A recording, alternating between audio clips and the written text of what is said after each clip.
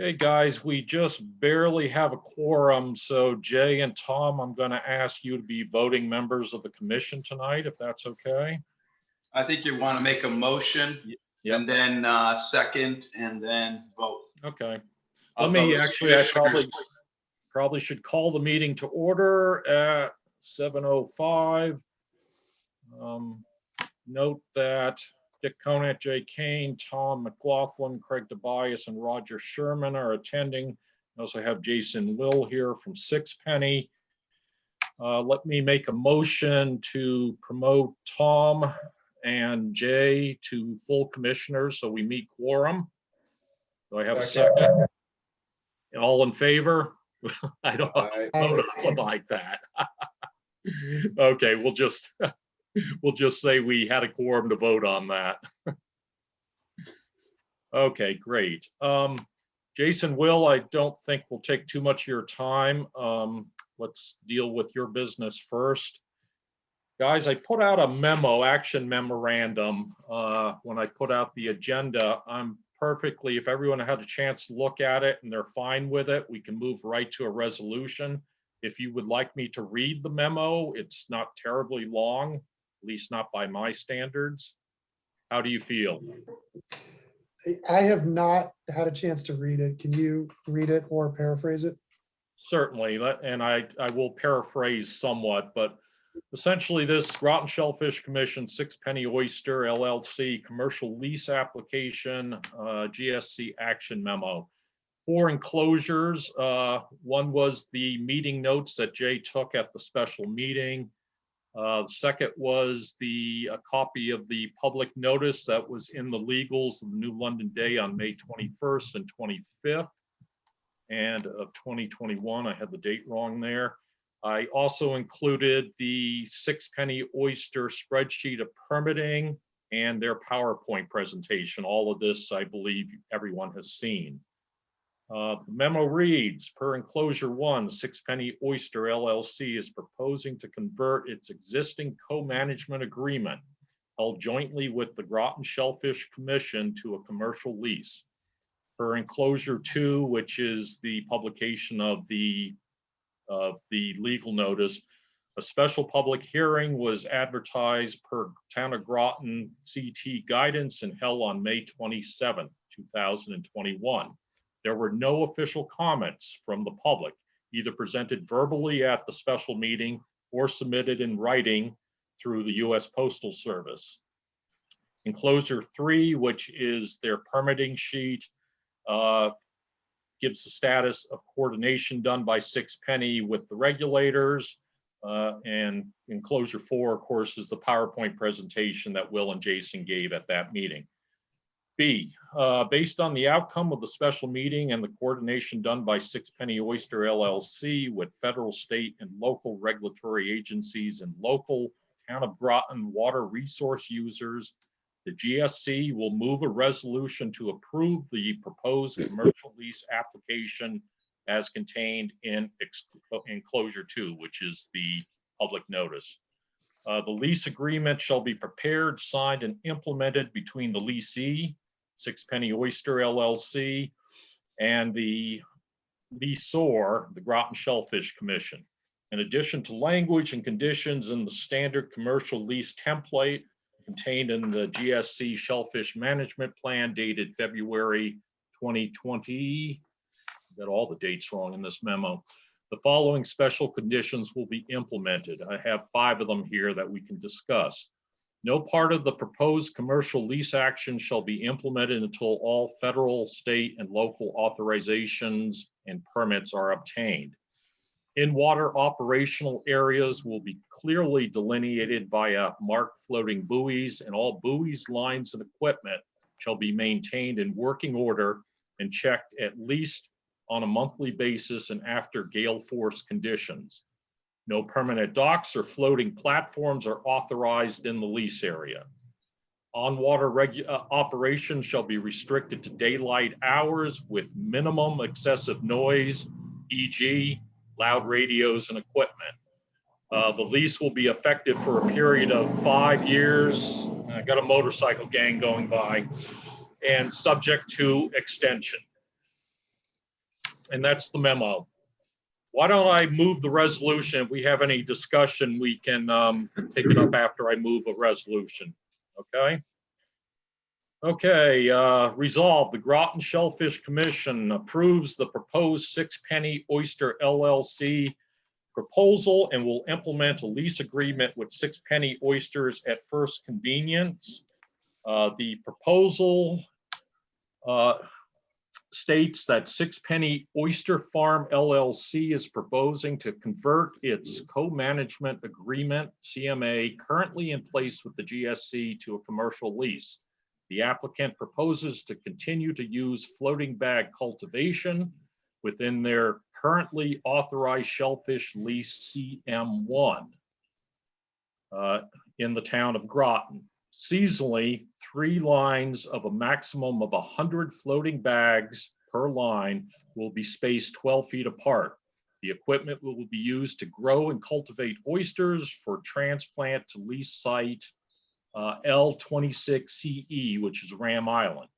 The bags will be filled with an approved local source seed. There will be a buoy to mark the end of each line, where each line begins and ends. From December through April, bags will be placed into cages at CM2. Do I have a second to all that? Second. Second. Any discussion?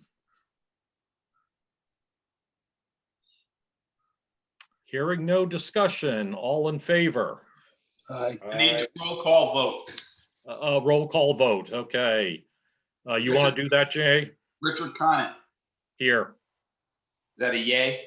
yes, yay. Okay, oh, I see, okay, got you, yay. Roger, Who? Roger, Yes. Craig, Yes, Tom, Yes. Jay, yes. Motion passed. Unanimously, great. Thank you, guys. Great. Now the hard work starts.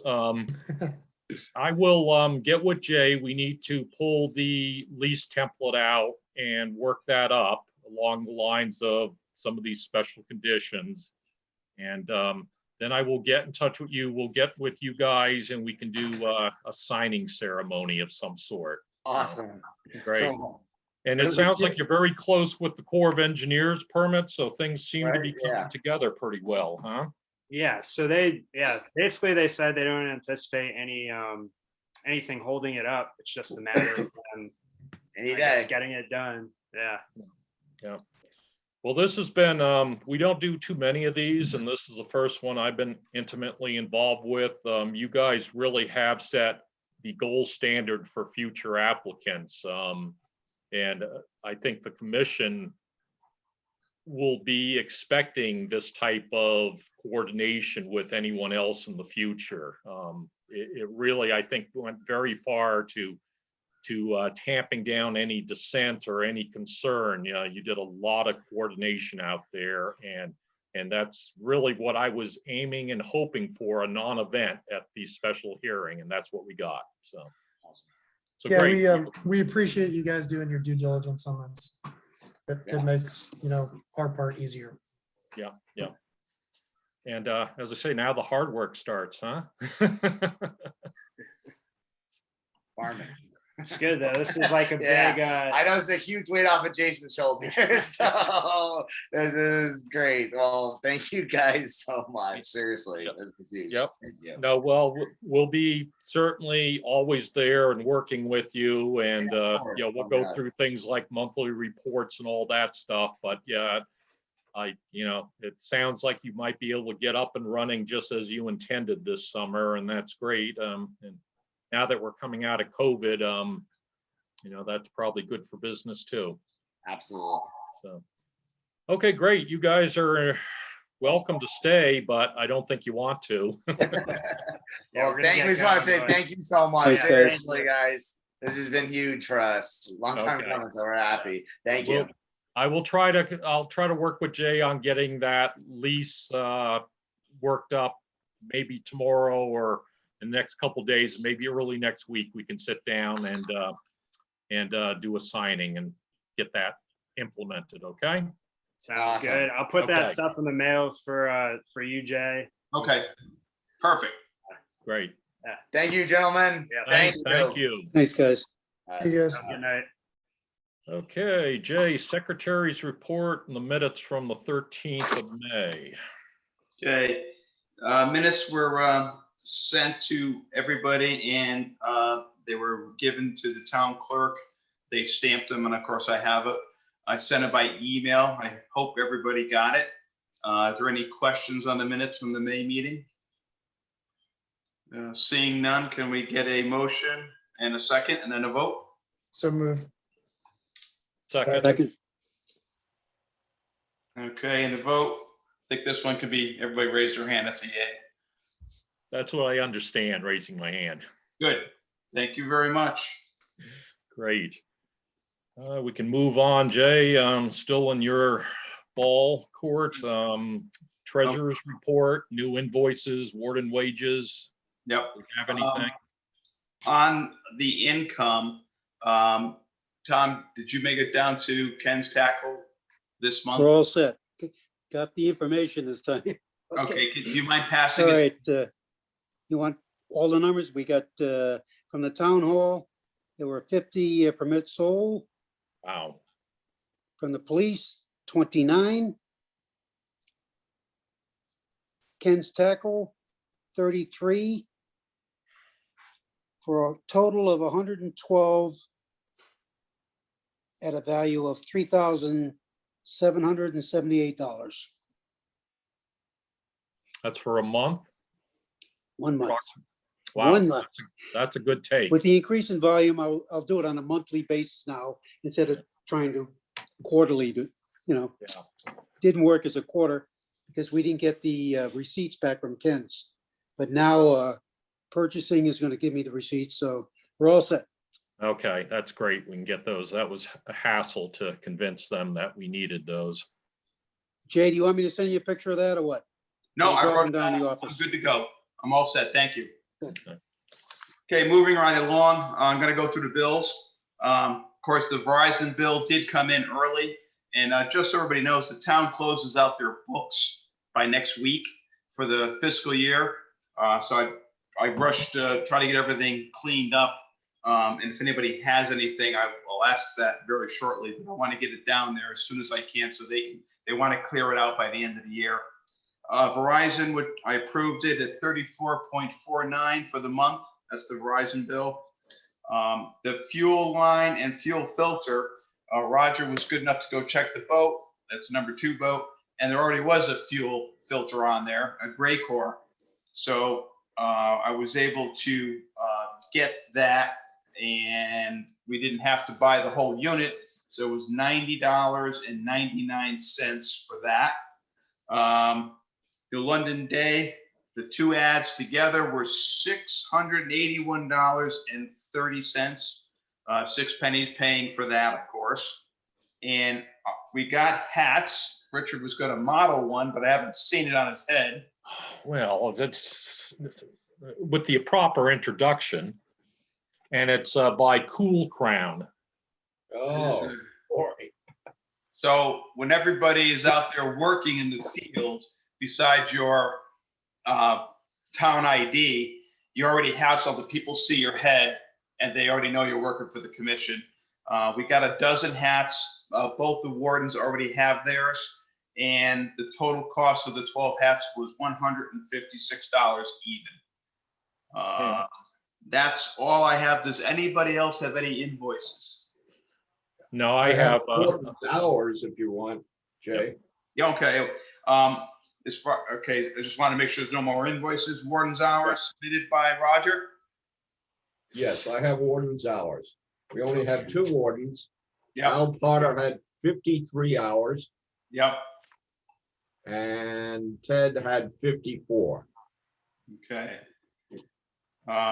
Should be noted, if some of the emails came through, and Richard will probably go over this, that we were down a warden and we're finding that some of the clammers who like to clam outside of the rules and regulations are checking. They know when the wardens are on, so they're working off hours of the warden's hours.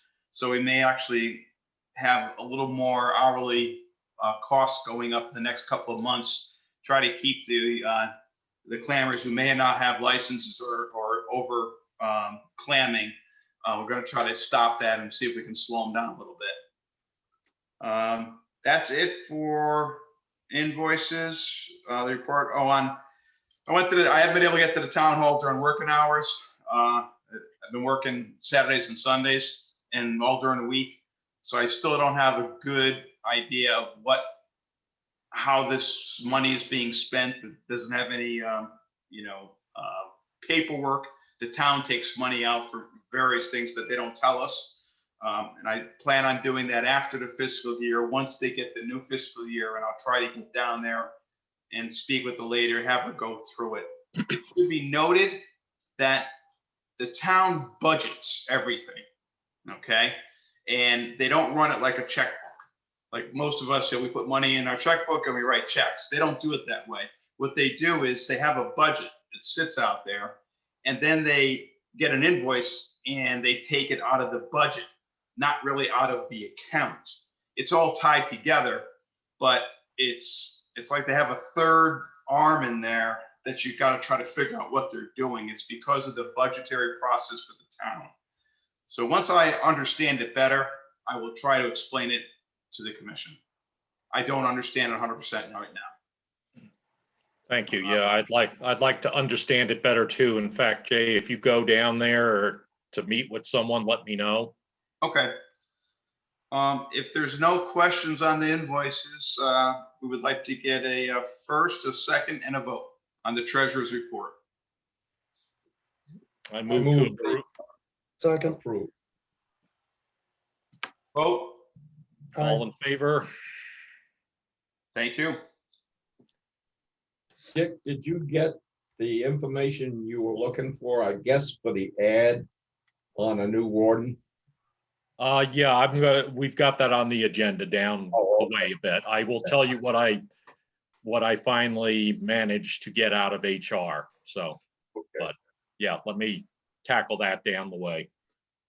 Okay, Jay, do you have any correspondence?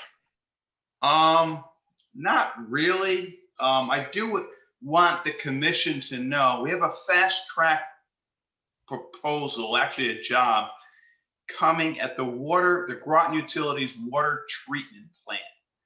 And that correspondence, everybody's got to sign off the Department of Public Health, DEP, and the Town of Groton Shellfish Commission. And what they're going to do is they're going to put an air burst system on the intake for the water plant, which is in the reservoir right by the plant there. The reason for this is they're having eels, the little American eels, get into the water plant. And they're jamming up pumps, they're jamming up the filters, and I think sometimes I actually tasted my water here. They got to stop that because it's not good. Their water quality, they got to really chlorinate it to make sure that it's, because the eels die sometimes and then they start decomposing and they get into the water system. So we will get a letter similar to a doc that we get from, we have to sign off on. I would like all the people to know, because it's a fast track project, that when we get the letter, that Richard has the authority to sign that for the commission so they can proceed. And I will, once we get it, I will coordinate if it's fast track and we have to do it before a meeting, I will coordinate with you guys, get the information out. Anything else, Jay? Because I do have something. No, go ahead. Jay, if they harvest those things and sell them in Japan, you probably make half the town budget. Well, the thing is that they were trying to catch them and put them back in, but the ospreys found out it's very good to sit there and watch. So we're feeding the ospreys. It's clever. It's clever. Go ahead, Richard. Yeah, I'm trying to find where this went. Oh, there it is. Okay. Hold on.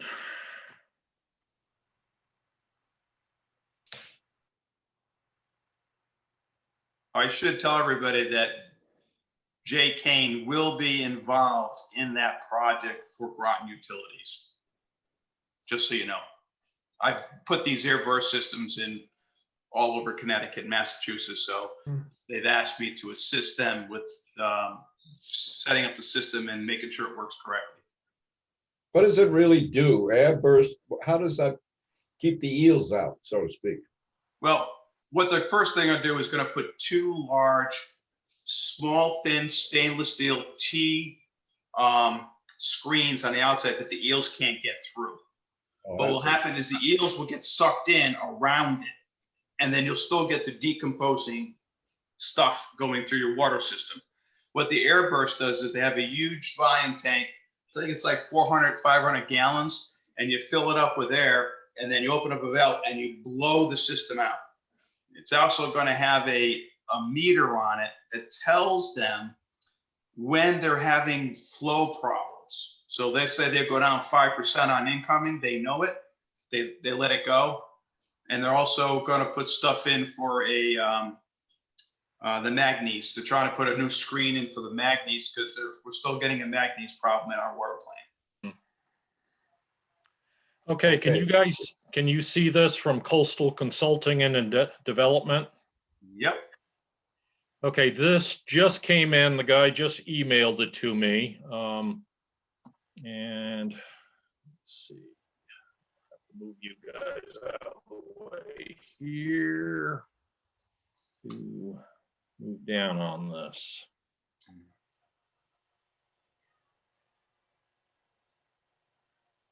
And I can read this here.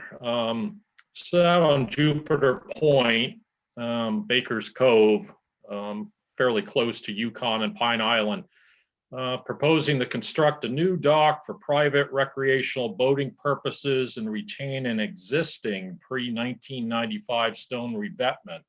New dock will consist of 4-foot by 70-inch fixed pier, 70-inch wide, I guess, approximately 61 62 feet long waterward of CJL, supported by 14 12-inch diameter timber piles, a 15-foot wide boat lift supported by 4 12-inch timber piles on the north side of the fixed pier and 2 12-inch tie-off piles on the south side of the fixed pier. The overall revetment covers approximately 1,600 square feet. Approximately 230 square feet are below CJL. Let me show you what this looks like.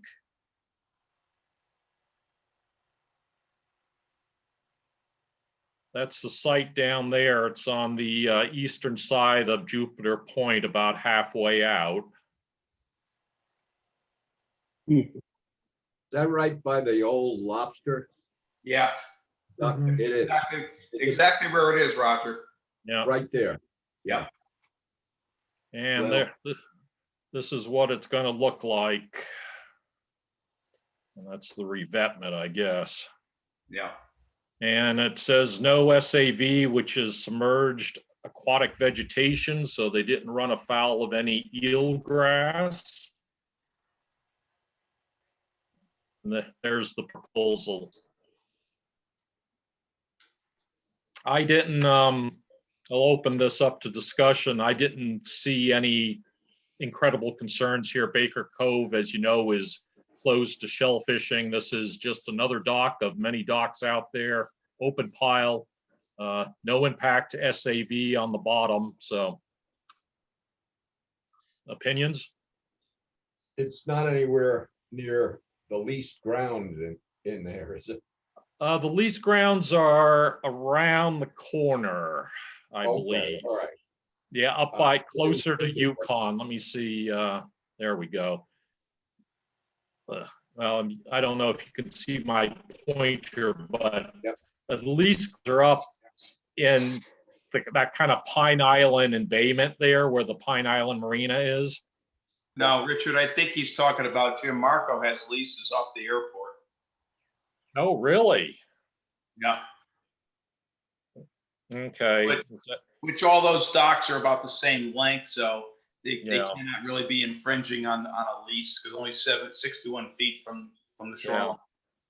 Well, it's also on the, there is a a channel of sorts that goes through there, and it's certainly on the western side of that channel.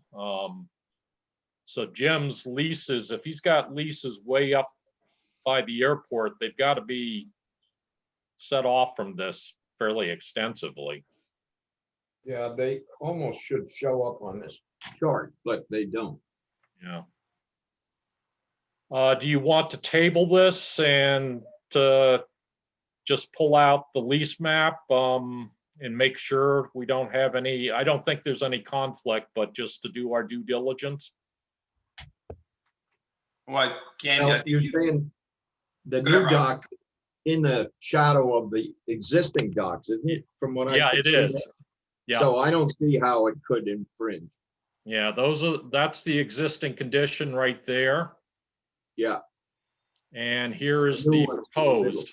So, Yeah, and Yeah, it doesn't extend past the existing. no, buildings.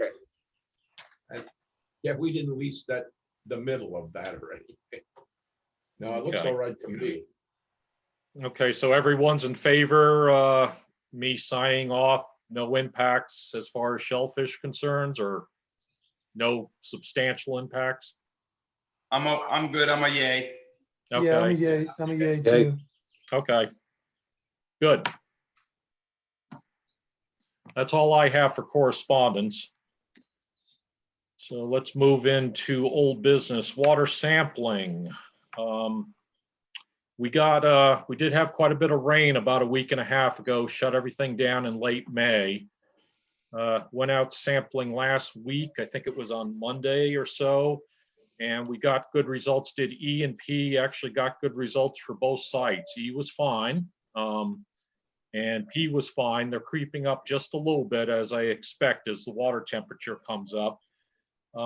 What was interesting, the mouth of Eccleston Brook, this was the third sample I took from the mouth, it was elevated again, up around 120, which is about double what we saw the first two times.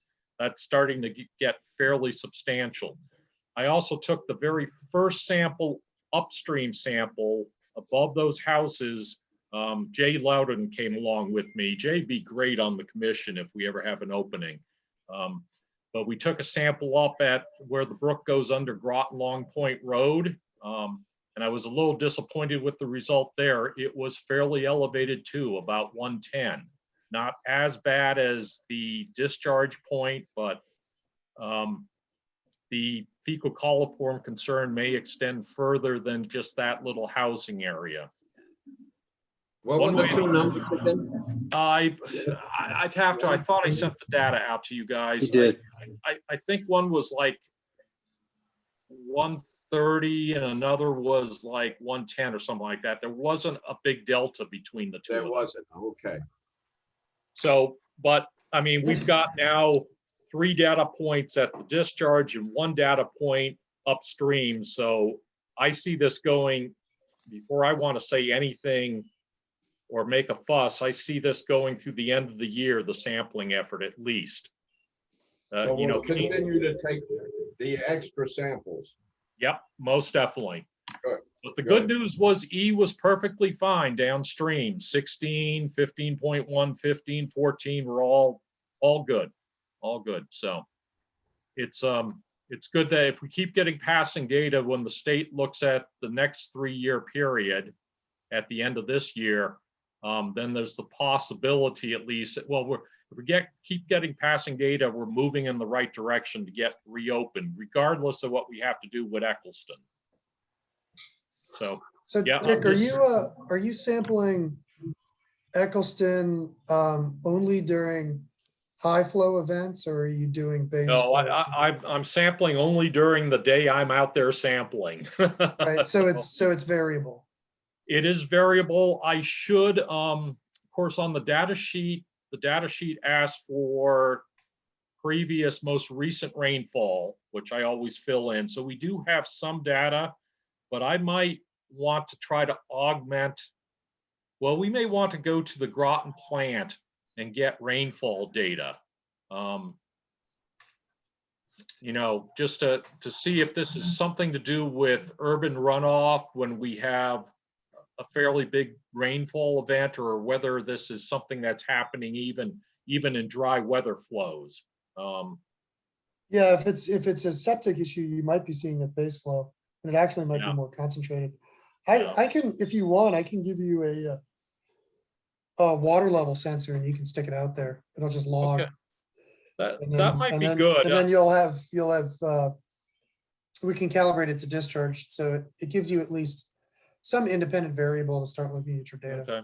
Yeah, that might be a good way to go. I was gonna maybe lean on you somewhere down the line, to put the automatic sampler in if we really felt we had a problem and we had to, and then we have to answer the question of when are the levels equally elevated, month to month, week to week, regardless of flow, or is there some coordination, some correlation with flow or stream height? Don't know. Yeah, I've got a whole drawer of these things, and Okay. they're about yay big and they're self-contained, and you Okay. can put them out and then collect them in a few months and download the data. Okay. Give me a yell sometime. I don't know if I could meet you over there at UConn or Yeah, whatever. sure. So yeah, that would be good. Okay. If not, I could probably even put my own little stream gauge in out there, but this sounds a little easier than doing that. Yeah, Roger. Let me just ask, are we gonna continue to take those 2 extra samples every time we sample?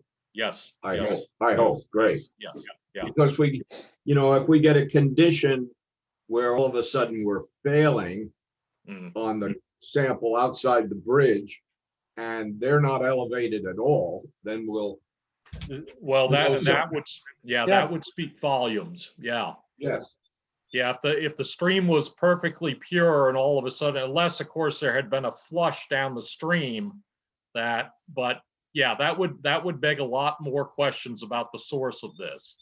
exactly. So, and the state seems willing if, I've just started this upstream sample, but there's plenty more upstream I can move up and start. I'm sure I could move up and take one up on US 1, over by Flanders Road or something like that, or on Fishtown Road if I wanted to move up Mhm. that far. So, Yeah, we've got a beauty spot on Fishtown. You just walk. yeah, into that- actually, yeah, right down by the pump station, the sewer pump station might be a place to take one. Yeah. Yeah. So we'll, the state's supportive of, as we're just kind of slowly trying to trace what apparently is an issue up the stream, and it's going to take some time. Richard, Yes. can I just mention something? I just realized you said that pump station on Fishtown, and Roger remembers this. We started getting these results, Roger, elevated, and they just rebuilt that about 1.5 years ago. Remember? Yeah, I'm not sure which one. The pump station I'm thinking about is on the grounds of the new school. Right, that's what I'm thinking of. Yeah, but the stream is on the other side of the road.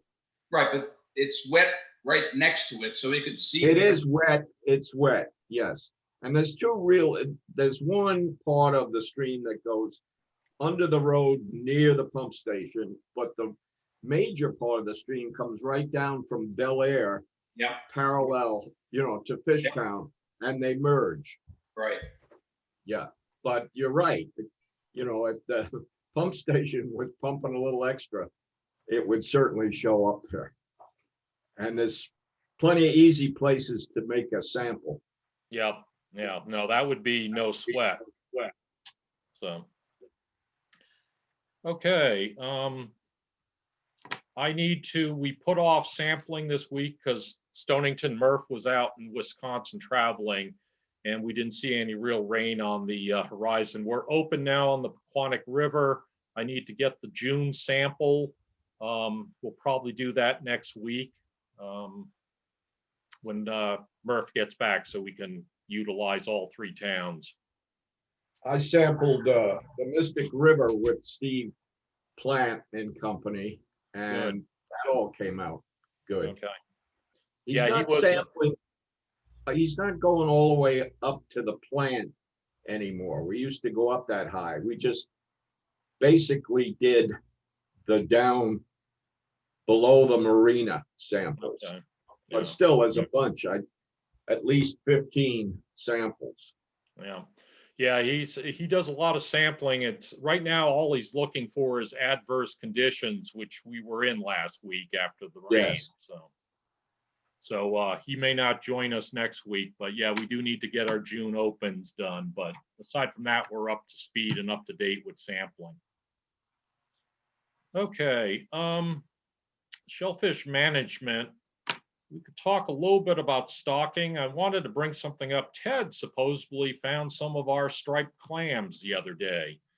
The warden, he was out, a kid had, this is Ted's story, I won't vouch for it, but it's his story. A kid left his little sand bucket behind on the beach, and Ted went to throw the sand and water back into the river and noticed a couple of the stock clams, the striped clams that we put in last October. He said they were alive. They were maybe, 3/4 of an inch to an inch long. I wish he had taken some pictures. He did not. And I told him next time, please take some pictures. So if Ted is to be believed, we have at least a couple survivors. All right, at least two. So So was that in close proximity to where you guys put him in? it was, yeah, he was right off the Bluff Point parking lot, just a little bit to the south on the beach there, definitely where we spread them, definitely. Okay. So, no, I'm gonna be doubting Thomas. I'd like to see these and touch these see them with my eyes and touch them with my hands, or see a picture of them. Well, we should paint them pink next time. Yeah. Make it easier. I may go out and do some scraping around, maybe even with snorkel gear and, and fan the sediment or scrape and see what comes up.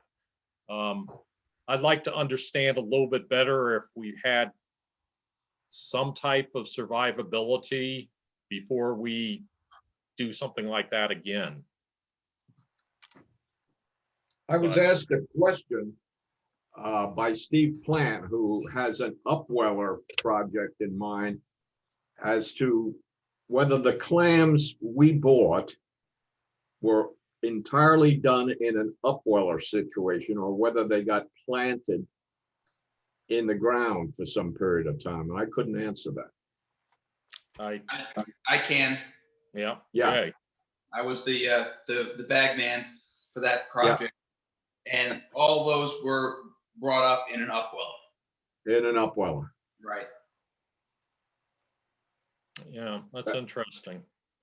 I was wondering, and I throw this out to the group, I was a little concerned about the size of these and predation.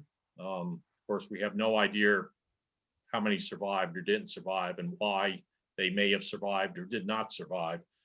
But if we were to buy the stock again, would it make sense? Could we do something with one of the commercial folks to put these in cages or mesh or something and grow them to a bigger size under a non-predation situation and then put them out? I don't know how big you can grow them without them being in the ground. Okay. Because I know some, to get to be an inch, they're talking about planting them and then digging them up again in some kind of a screened enclosure, let's say. Okay. Yeah, I don't think they can raise I think the way they do this in the Chesapeake is they get them to market by, I think they're in like these long mesh enclosures that get buried. Got it. And then when they harvest them, it's like a conveyor that brings up, the whole thing. So, I mean, it is kind of interesting to think about whether or not we want to, take a little bit more control over, a stock, so that we remove some of the wild cards for every time we need Yeah. to stock.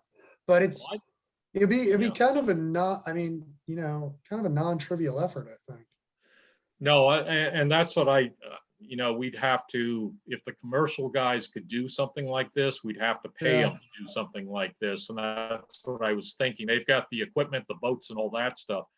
I'd also just kind of like to know what type of survivability we have, which we are not going to be able to assess with the way we broadcast them last October or whatever. You know, if they were Right. out in some type of mesh cage, we could, every 3 months or 6 months, we could probably look in the cage either with scuba or skin diving gear or pull something up and see, you know, what the survivability is, what the growth is and all that. You know, I'm just not sure if we're wasting our money or not throwing these things out. Well, I think as far as raising them, you know, we should revisit this when Paul's Yeah, around, because I think Yeah. Paul would have Yeah. some pretty insightful stuff to say about, you know, whether this was a fool's errand or okay. whether, you know, it's useful with some I effort. will, let me put it on the agenda for our next meeting and maybe I'll talk around down at the hatchery just a little bit on, you know, are we thinking crazy here? And I'd like to get Paul definitely to weigh in on this. I don't think you're thinking crazy, because little Danielle at the hatchery has some hard clams she's gonna spawn. In addition, she has some steamers or soft clams. And there are theories on how to do, the steamers are like gold, but she says they need to be contained, but some outfits use rubber bands around the little ones and let them grow with that pressure on the shell. So first I heard of that, but as they grow, the rubber band expands with them, but they still need that containment. Kind of crazy, huh? What do you Yeah, pay wow, someone so to put that rubber mimics bands on the clams? the cohesive sediment. That's pretty cool. Yeah. Yeah, If everyone, they yeah. do this with gooey ducks, you know, out on the west coast. Oh, Yeah. those are, yeah, God, those are Yeah, just in bursting conduit. out of their shells. Yeah, I mean, you can do it. It's just a question of, you know, whether we want to get into it as the commission. Yeah, You know, personally, I think it's pretty neat, but yeah. you know, Why don't is that everyone, part of our charge or not? well, it's, the commercial people are trying to fool with it anyhow. So yeah, we could support that. yeah, Yeah, don't that could be, that's a good way to go about it, maybe. yeah. Why don't you guys talk it around? I will too. I definitely like to hear from Paul, but I guess the whole idea is to buy small and cheap and ensure by nurturing them under, you know, controlled conditions somehow, bring them up to close to legal size by lessen mortality. I don't know. I'm just kind of kicking it around. So let's revisit. We've got some time before we have to make a decision on stocking. Okay. Jay, commercial leases, anything aside from you and I need to get together for 6 penny? That's it. Okay. Boat status. I know Ted is chomping at the bit on number 2 boat again. Like I said, I've been working so much at that time. I did get the parts. The gas tank has been drained. Okay, so that's good news. I've got to replace the gas line because it's old, and I also have to put the new filter on. It won't take long. I just got to get there and do it. Once that's done, and then once we get gas in it, of course, it would be a question of, you know, I'll get a set of mufflers and I'll run it for a while on the hard, make sure everything's okay. And then if it's not, then I got to bring it back to Dane and find out what's not okay. It should be good because he ran it on his own gas tank when they worked on it. They didn't use our gas, they used their own gas tank, so they don't contaminate. I just want to make sure before we run it that I get all new gas line. That's all I want to do, and it should be good. Okay. Let's, if you need any help on that, we could maybe get a working party together, at least you, me, and Ted, and we're also going to have to put a new mooring in there, which you have authorization to do, right? Correct. Yeah. We have that all signed. We have the signed paperwork for that. Okay. So, yeah, I mean, Ted keeps mentioning it. Don't let that be a motivator to you. He's got the little boat and that's fine. I know he wants to, it takes a while to get out there to Baker's Cove, but the little boat will get you out there. And I mean, how fast do you have to go if you're stopping every 200 feet to check on a clammer, you know, which is basically what he's doing now as he goes up the river. Okay, we'll stay in touch on that. Maybe your schedule will lighten up a little bit. Anything Ted could do, that would be great. He seems to be handy enough around boats. Okay, new business, 6 Penny. I think we've taken care of that. Boy, they really have set the gold standard as far as, I know we don't do a lot of commercial leases, but if we ever do another one, I really will expect them to be up to snuff like Will and Jason were. New warden, did put that information into HR, didn't hear back from Kathy forever. I put the information in about 2 weeks ago, didn't hear from her, sent it into her again and copied someone else there. And eventually she popped up a couple days ago, asked for the hours and what the wage was.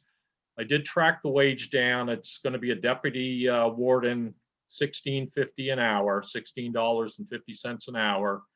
And I told her to advertise it 10 to 15 hours a week, not to exceed 15 hours. Is everyone good with that? Yes, Okay. yes. Yes. In the meantime, as Jay brought up, it's been very busy out there. I certainly saw it last Monday when we first opened up. There must have been 20 people out there clamming on a Monday, midday. It was close to low tide. Ted has approached me and talked to Al and said, is it okay that Al and I work a few extra hours if we feel that it's really busy on a certain day and we need to get around to people, especially if we have to take the boat out, go check Baker's Cove. I said I'd bring it up to the commission. I have no problem with that. Essentially, Michael, we have one warden position open right now, and I'd be willing to let these guys kind of work, split Michael's hours between them and work as necessary the extra hours during the busy season here. Well, I think they already have. You can Yeah, notice the well, hours. yeah, 50 is pretty high. I usually was around 40, so. Yeah. So they're going up with or without permission, which is Yeah, fine. I was a little surprised when you read the hours out there. So maybe I'm being bamboozled here, but I will, I don't think so. let me reinforce to them that this is fine for them to work, you know, that we usually see about 40 to 45 hours during the summer. It's fine for them to work an extra 10, you know, maybe 45 to 55 maximum. Right. Until we hopefully get this position filled. So I just sent Kathy the information today. I hope she will act on it. I will keep an eye on the Groton site and see if I don't see the posting pretty soon, I'll bug her again, but she was not terribly responsive. Dick, the gentleman you were taking around, and I forget his name, but he wouldn't be interested in the job, would he? I think I've asked you this once before. I mentioned it to him. He didn't say no.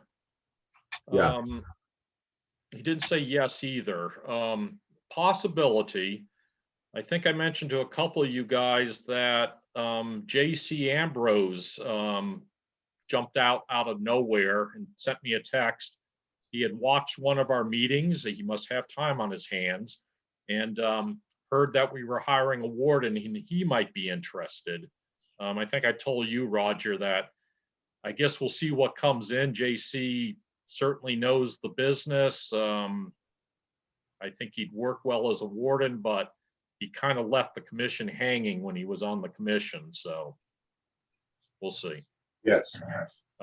Let's see what we get for applicants. And I was kind of thinking, actually, I'll bring this up and I probably should go into executive session, but since just the 5 of us here, actually, I'll turn the recording off for just a second here.